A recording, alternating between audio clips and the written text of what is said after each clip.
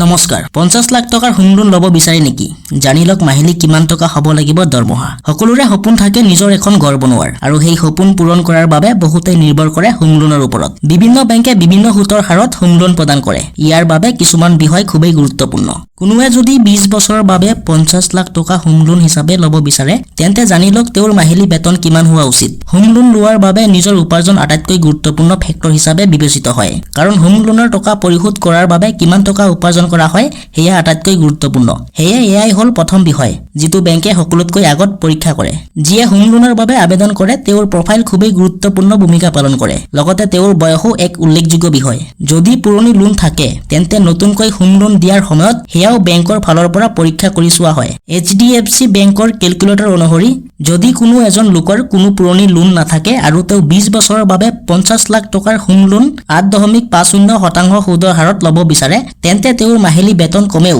87,000 টকা হ'ব লাগিব ইয়াৰ ফলত 50,12,542 টকা হোম লোন হিচাপে পাব পাৰে এই হোম লোনৰ বাবে HDFC বেংকৰ ক্যালকুলেটৰ অনুসৰি 20 বছৰৰ বাবে প্ৰতি মাহে EMI হিচাপে 43,500 টকা কৈ দিব লাগিব অৰ্থাৎ 20 বছৰৰ বাবে 50 লাখ টকাৰ হোম লোন লব বিচাৰিলে মাহিলি বেতন হ'ব লাগিব 87,000 টকা আৰু প্ৰতি মাহে EMI হিচাপে দিব লাগিব 43,000 টকা